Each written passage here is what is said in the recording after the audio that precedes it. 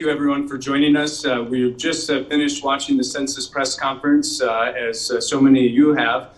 My name is State Representative Ryan Spain. I represent the 73rd Legislative District in the Illinois House, and I live in the city of Peoria, and I'm a member of the House Redistricting Committee here in the Illinois General Assembly.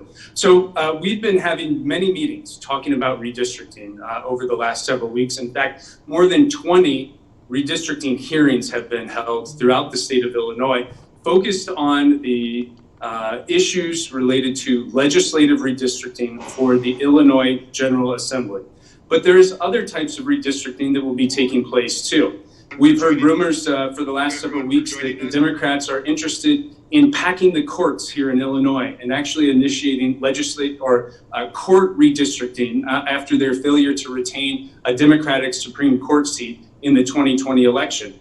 And now today we're hearing news about congressional redistricting.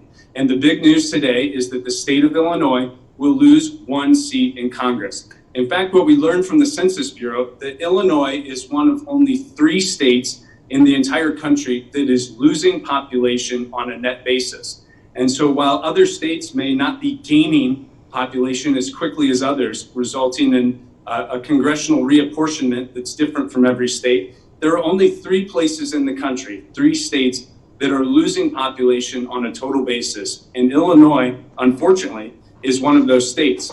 I think it's important to point out that while we see population patterns changing in the state of Illinois, while we see the Midwest not leading the nation in terms of population growth compared to areas like the South, every state that is bordering the state of Illinois did not suffer the same fate that we have. Wisconsin, Iowa, Missouri, Kentucky, Indiana.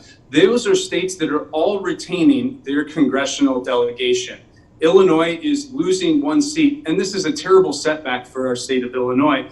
And it just shows you, in my opinion, what happens when you have a state like Illinois with decades of poor public policy, high taxes, business unfriendliness. These very issues that have been dominated by a Democratic majority in the state of Illinois for decades have real consequences. And we're seeing that right now. So our committee and our commission will continue working forward on the notion of redistricting. I thought it was very interesting to see a direct quote from the Secretary of Commerce in the recent press conference we all watched that labeled the 2020 census as the source of information for redistricting and provided us information on when the redistricting data would be provided for by the census. And that will happen later this summer. But to me, there's a lot of information that we're still in the process of digesting. But I would say one thing is just very clear, that the majority party, the Democratic Party, who has led us to this very unfortunate position of being one of 3 states that are losing population, the majority party that has sent population packing and people fleeing the state of Illinois, should not be the people that are uniquely taking the initiative to select their very own voters. The Democratic Party has put our state into this position, and they want to be the only organization that draws legislative districts. And I think it's patently unfair and will lead to more of the same for the state of Illinois. For further comments and feedback, I'm happy to turn it over now to Assistant Republican Leader, State Representative Avery Bourne. Thank you so much, Ryan. I am State Representative Avery Bourne. I represent the 95th Legislative District, which is all or parts of Christian, Macoupin, Montgomery, and Madison counties. Today, we saw really the anecdotes that we have heard from our constituents for years come out in numbers. We saw that Illinois is one of the only states in the country who lost population, as Ryan said, one of only 3, and none of our Midwestern neighbors lost their population. Meanwhile, in this last decade, our economic growth has been stagnant, opportunities for Illinois families have declined, and for those of us who have paid attention to the policies that the Democratic majority has pushed for the last decade, unfortunately, these results don't come as much of a surprise. I want to reiterate, we were the only one of our neighbors to have lost population, and we are also one of our only neighbors to have had these kinds of job-killing policies in our state. So with this announcement today, I think we not only need to take this as the first step of a redistricting process which is driven by census data specifically, but it also needs to be a wake-up call for us legislators and policymakers in Illinois of how we reverse these policies that have created this population loss, which not only will result in us losing more opportunities and revenue, but we're losing a congressional seat, which is monumental. And to talk more about that, I will turn it over to my colleague, Representative Tim Butler. Well, good afternoon. Thank you, Representative Bourne, and I appreciate the opportunity to be here today. My name is Tim Butler. I'm a state representative from the 87th District. I live in Springfield, and I'm the Republican spokesperson on the House Redistricting Committee. 30 years ago, 1991, after I graduated from college, I went to work on Capitol Hill. We had 22 members of Congress in 1991 when I worked for a Republican member of the Illinois delegation. We've seen that decline now down to 17 members of Congress, which is what is announced today.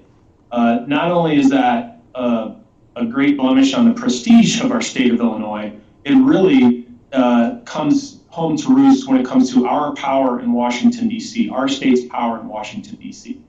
The decline in population, and the fact that we've actually declined in population is stunning.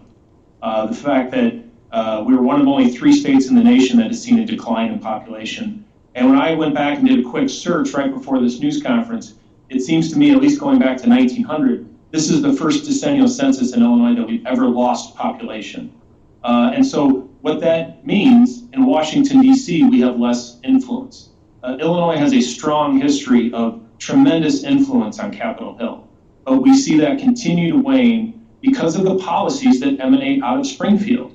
When we have basically the last 2 decades, except for 4 years of Governor Rauner, the last 2 decades have been controlled by the Democrats in the legislature, in the governor's mansion, and what we've seen are continued policies, failed policies in our minds, that drive people out of state. I think it's no surprise that when we look to our neighboring states, each of our neighboring states retained their member of Congress because their populations grew.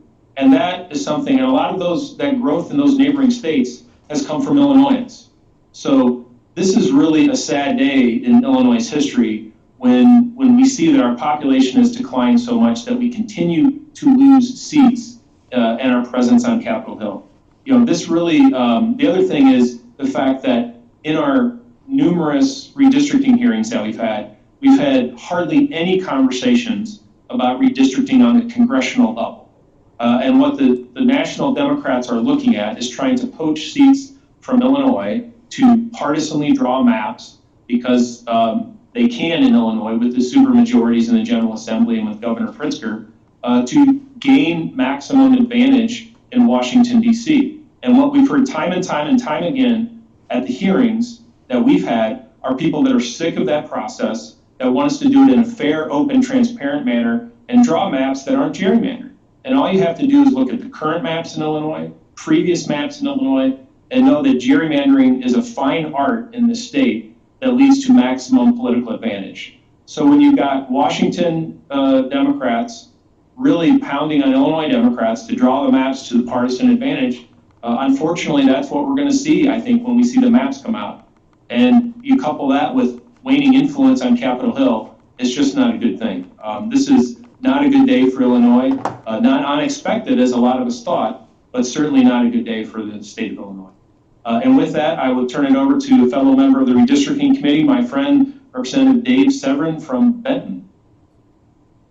Thank you, Representative Butler, and thank you for being able to participate in it. Those 27 hearings that was very interesting.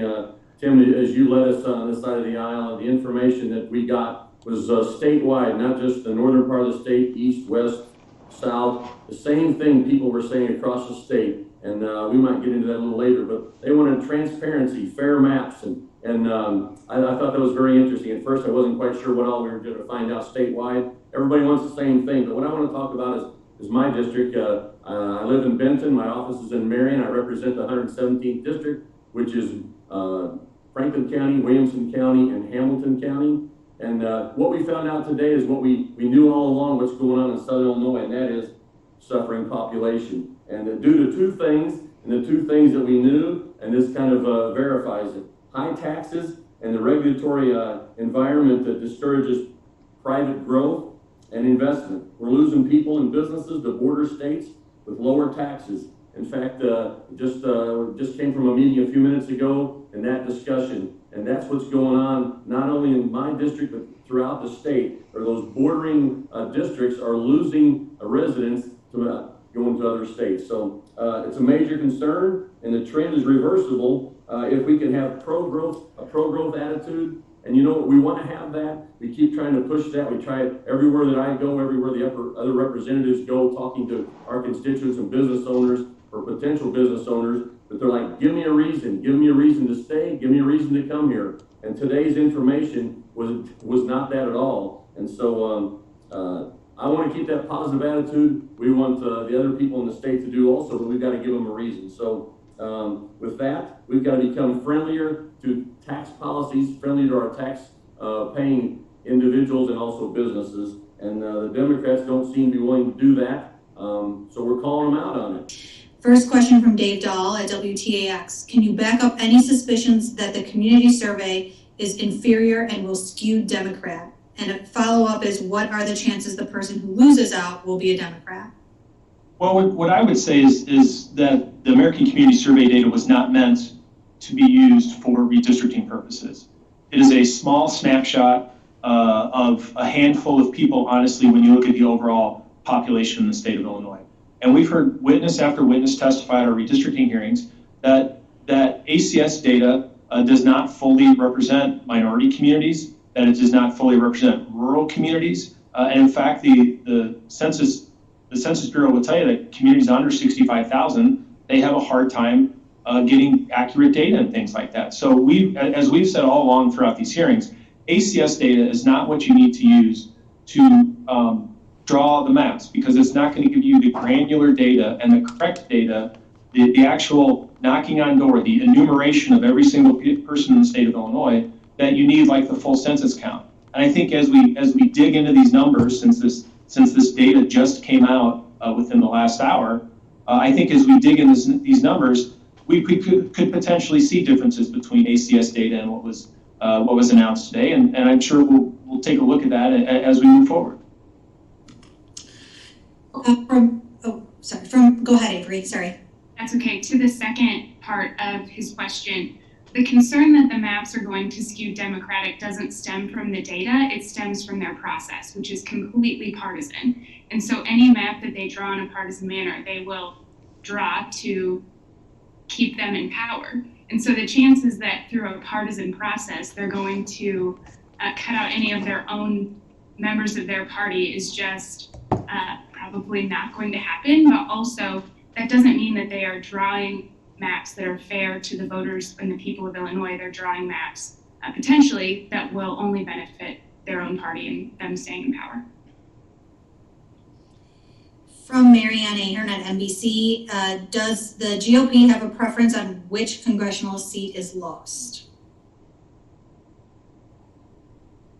Well, look, we're the ones that have been saying you shouldn't drop people's home addresses in when you draw the maps. You should draw the lines in a fair manner to respect, as has been said in our hearings, communities of interest. Communities of interest include minority communities. They include just communities, dividing up communities. I mean, there's a great example in my town of Springfield from 2 maps ago when we had 3 congressional districts sliced right through the middle of Springfield. Illiopolis was represented by 3 members of Congress to draw the maps. And so the maps need to be drawn, in my mind, without the political data put in them. And that is one of the things that hasn't been discussed much in our hearings, is the fact that the most important data for the majority is going to be the political data and people's home addresses that they include in there. And they're going to draw the maps how they see fit, probably.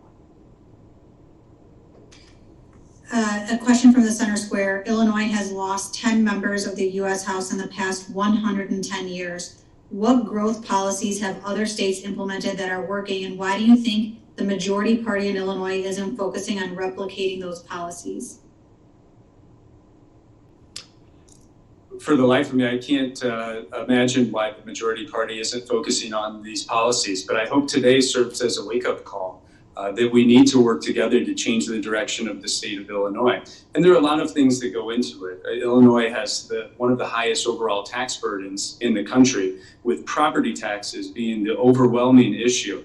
And unfortunately, as we have all probably had friends and family members who have left the state of Illinois, one of the first things they say when they arrive at their new destination is they can't believe that they are paying now only 20% of the total property taxes that they used to pay in the state of Illinois.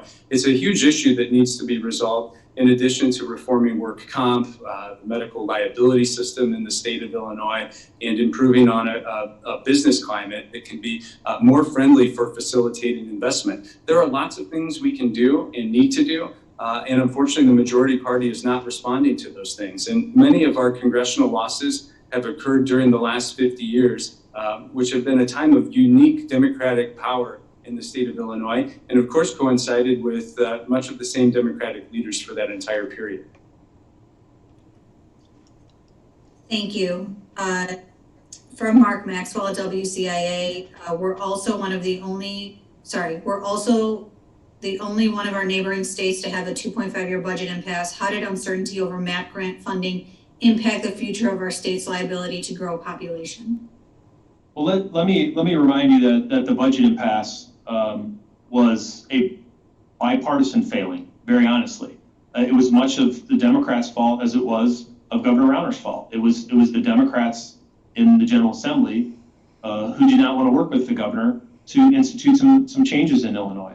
And if you look at figures going back, you'll see that the growth in Illinois was stagnant before that, and we were having problems with out-migrations of students well before Governor Rauner was in office, and we continue to have these issues. Again, I think this really focuses around the policies that we've seen in place over the last several decades. Not a one snapshot in time when Democrats were still in control of the General Assembly, but over a longer snapshot when we know that their policies have wreaked havoc, really, and driven people out of state and driven businesses out of state, and but really preventing businesses from locating in Illinois. That's really the problem here. It's the policies that emanate out of the state capital and who controls the state capital that contributes to our not only population decline, but our economic decline as well.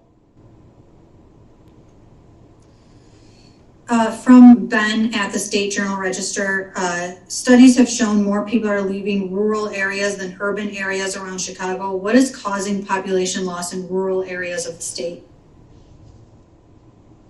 I'll jump in on that one. Two things, and it's very obvious. Jobs or the lack thereof, and their property taxes. So what the person does is they've lost their job because the companies have moved out of state because of taxes for those companies to save money. So the person loses a job, they find that they can get a job in another state, and then when they get there, I ask them not to report on Facebook what they're going to pay for their property tax, because I don't want anyone else to know in the state. But that's the things here in Southern Illinois that we're fighting against every day. And again, the two things that I say is we got to give people a reason to stay here, or give people a reason to come here. But the people that are the out migration in Southern Illinois is loss of jobs, and then trying to stay here and pay their taxes, which they can't because the companies that have left the Southern Illinois area, they have moved out, and the jobs that are available, they can't sustain paying for their home, their vehicles, education for their children as far as going on to college. And so the opportunities, we're working every day to give them a reason, but the current status that we're in is very tough and very challenging. I would also like to add that because we suspect that there have been population losses in the rural parts of the state, like the area that I get to represent, this is an important data consideration when we have heard testimony that using the ACS data will often undercount or has the tendency to undercount rural populations, particularly in small towns like the ones that I get to represent. And so if we're seeing the population shifts in Illinois away from rural parts of Illinois, it would be, I think, really not serve our smaller areas well if we use data that we know would skew would skew the wrong direction in rural parts of the state. So this is another important point, that if we're seeing this population shift, the ACS data is not the way to go. Thank you. Another question from the Daily Line. While people often note how significant Illinois' population losses have been in recent years, the Census Bureau's latest data indicates Illinois lost a total of about 8,000 people from April 1st, 2010 to April 1st, 2020. This, of course, accounts for out-migration, in-migration, births, and deaths. Do these numbers undercut the GOP's claims that everyone is leaving the state? Not at all. In fact, I think they reinforce the point that we're making. If a state is not growing, it's dying. And unfortunately, our state is dying right now. And we have to rescue the state of Illinois. It means doing things very differently. But when you see a state that is losing population, it is such a rare thing. And only 3 states in the country right now have lost population from this census. It cannot be underscored more emphatically what a major problem that is. And certainly you factor births, deaths, migration into the state, especially that's taking place internationally. But the area that we're falling so far behind is our domestic out-migration. And it is directly caused by, again, these continued poor policy decisions that are driving families out of our state and forcing businesses to close. We have to change the direction of the state of Illinois. If this state is not growing, as it should be, this is a great state we're the breadbasket of the world, the infrastructure capital of the world, the heart of the Midwest. We should be a state that is growing leaps and bounds. And there's only one reason why we're not, and that's the poor decisions that are coming from Springfield. And we have to make a change desperately and urgently. If our state is not growing, it is dying.